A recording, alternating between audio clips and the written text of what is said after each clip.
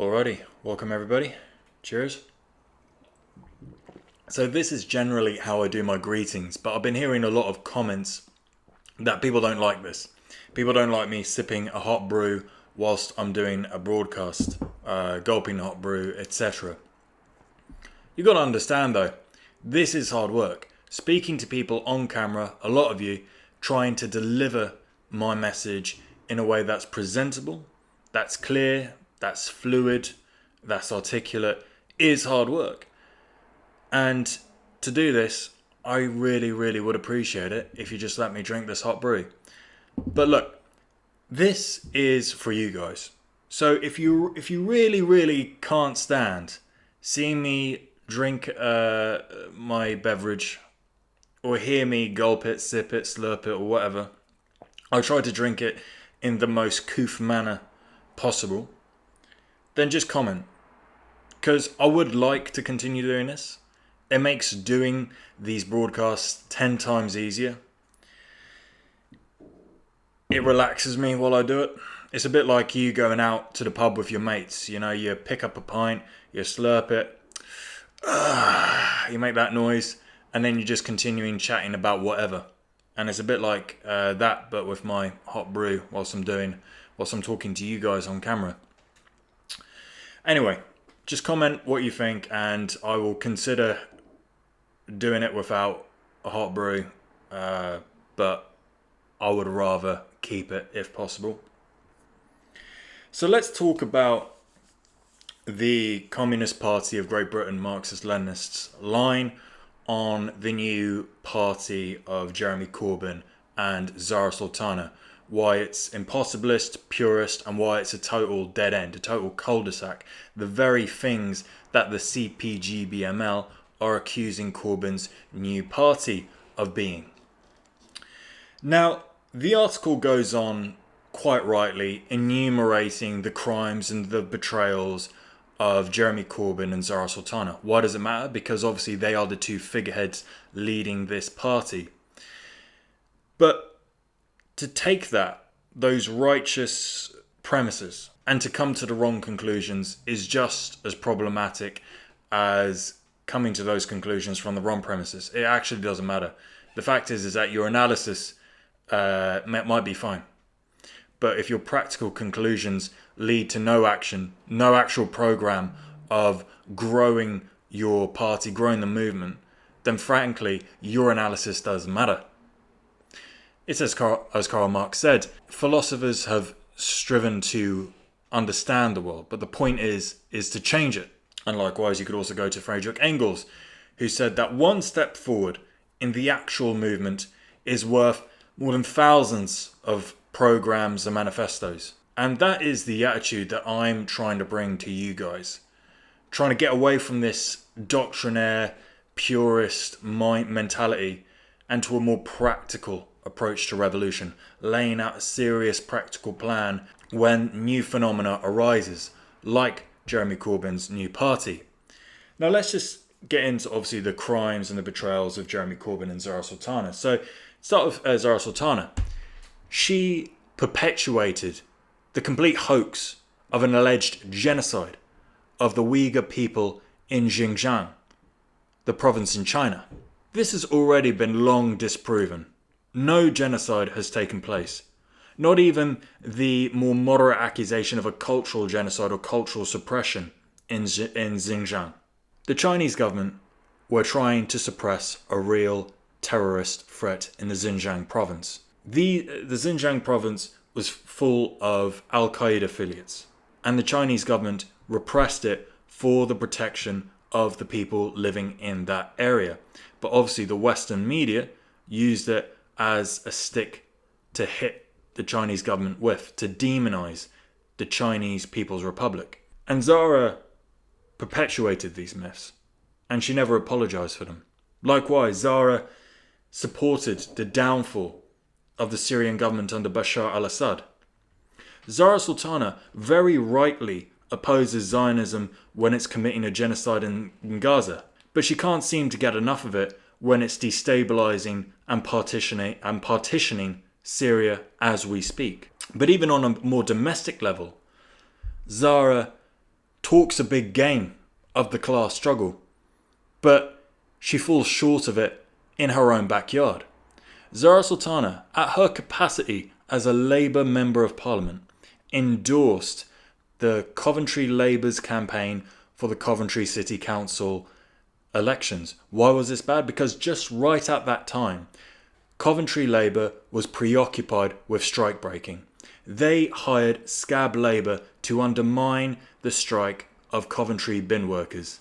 So for Zahra to then endorse Coventry Labour for the council elections is nothing short of a betrayal of the working class in Coventry, and the rest of the country for that matter. And then you go on to Jeremy Corbyn, and the list is even bigger. You have Corbyn's endorsement of the IHRA definition of anti-Semitism that was later used against him and all his friends. Corbyn was very complicit in seeing that get passed through the Labour NEC. And let's remember, the IHRA definition of anti-Semitism has nothing to do with anti-Semitism, but has everything to do with criminalising anti-Zionism. Now, Zahra Sultana, and I didn't know this before making this video, but Zahra Sultana initially supported the IHRA definition of anti-Semitism as well. But a lot of time has passed. And who knows, she might have changed her mind. She might have later on realised how dangerous this was. I don't need to use that against her. We've already got these lists of charges.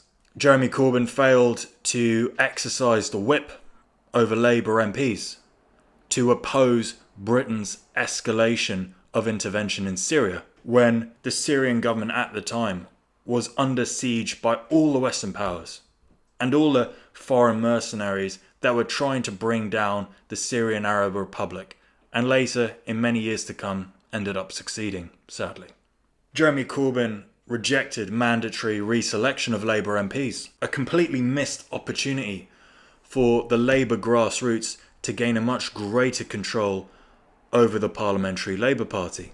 Jeremy Corbyn dropped his opposition to NATO on becoming Labour leader.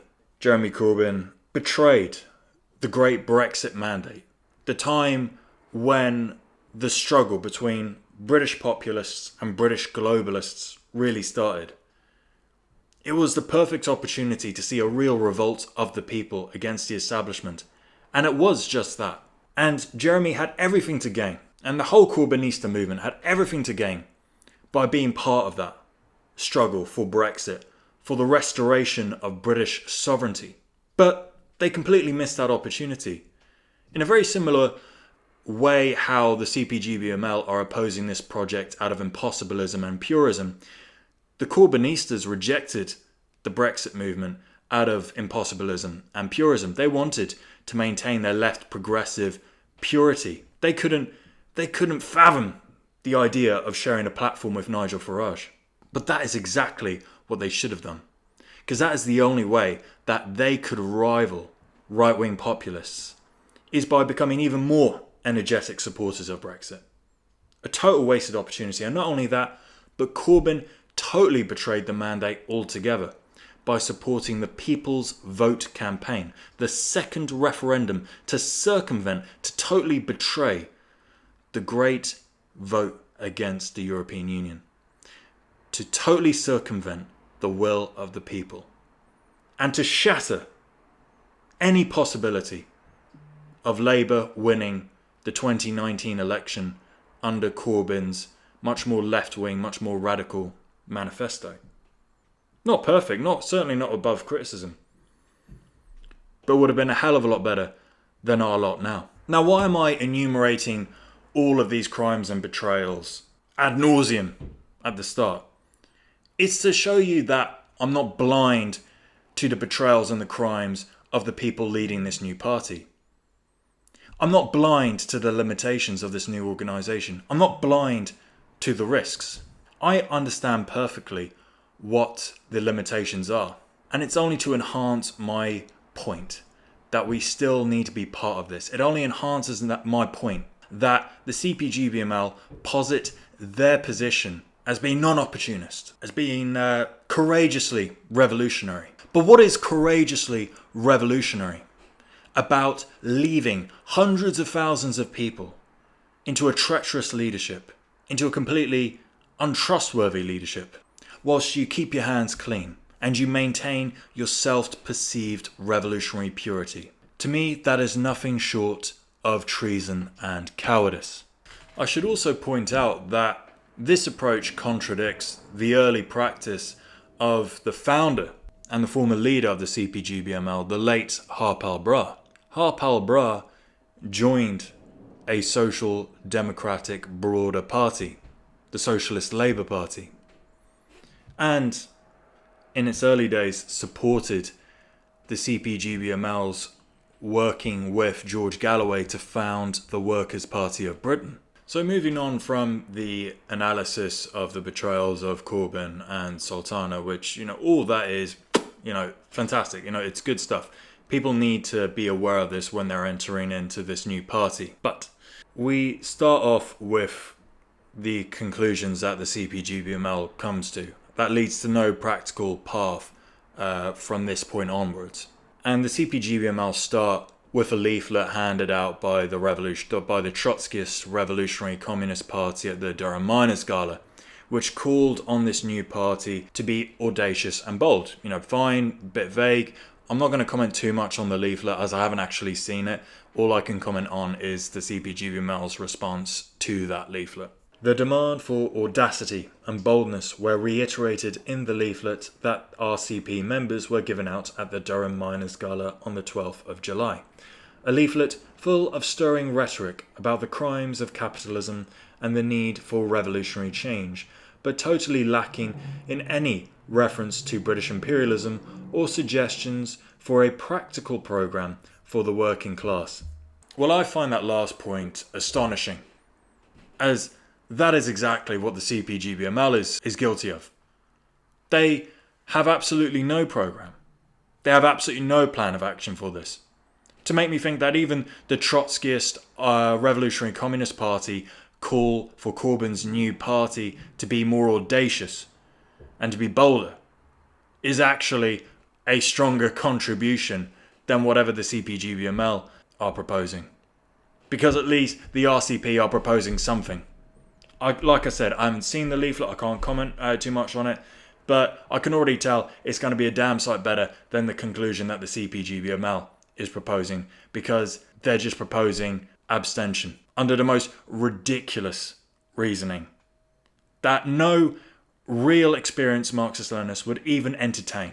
And not only are the conclusions wrong, but I've actually seen some analysis which is just totally wrong in of itself. At the peak of his popularity as leader, Corbyn commanded a Labour membership of around 600,000.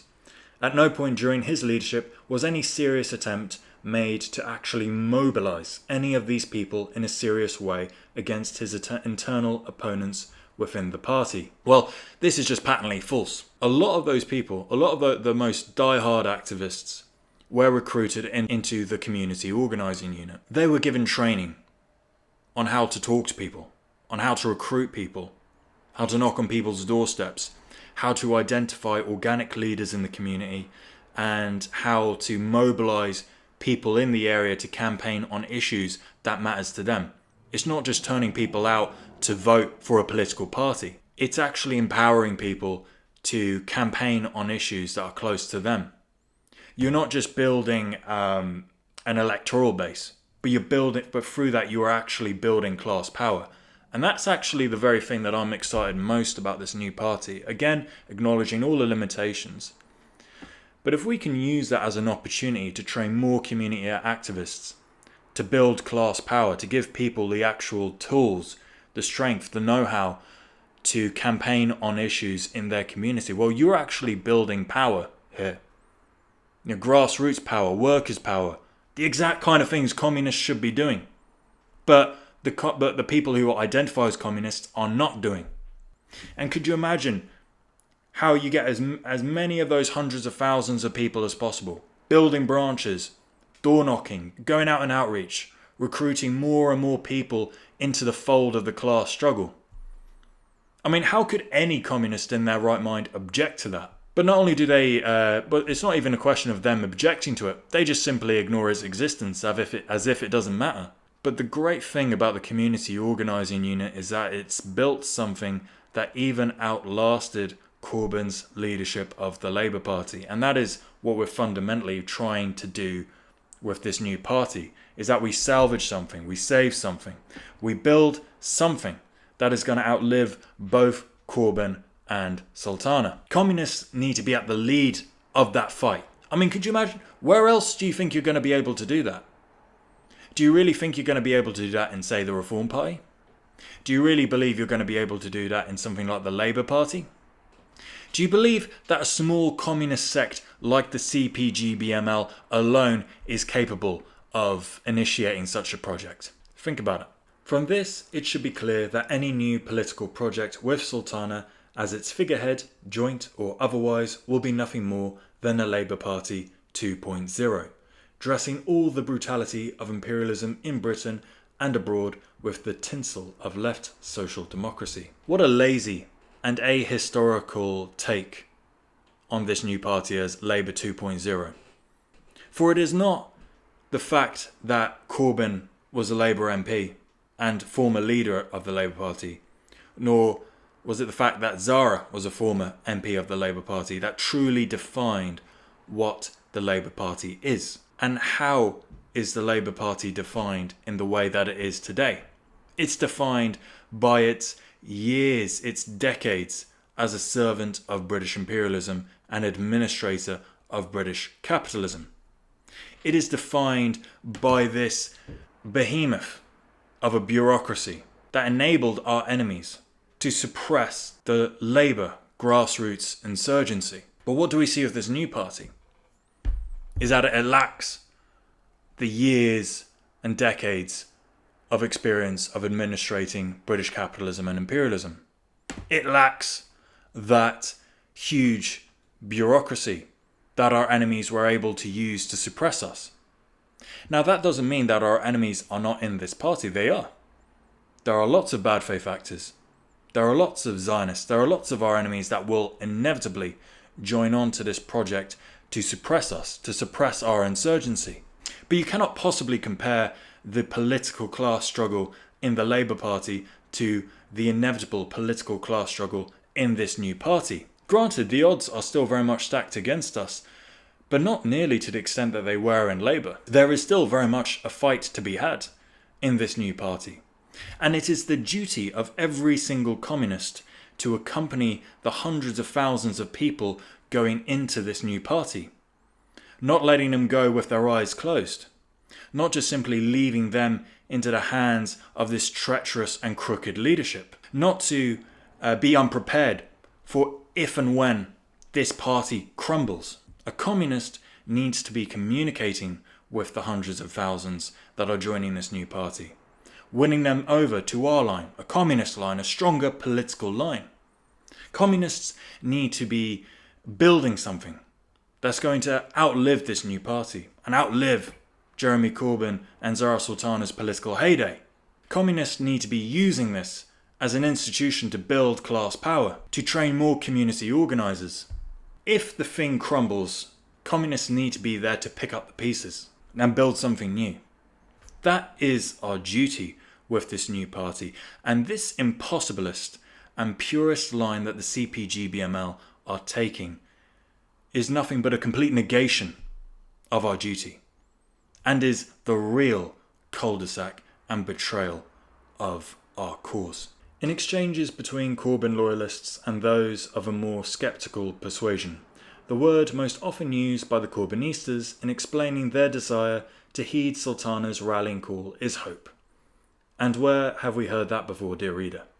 But it's the hope that kills you. Well, trust the CPGB-ML more than anyone to quickly disabuse you of any hope you may have. In order to actually seize power, to become the ruling class and to rebuild the world for the benefit of those who toil, the working class must reject false prophets like Corbyn and Sultana, reject the curtailed, wretched and false institution of bourgeois democracy, and instead develop the self-reliance and fortitude necessary to carry out the long and arduous work of building a genuinely working class revolutionary movement.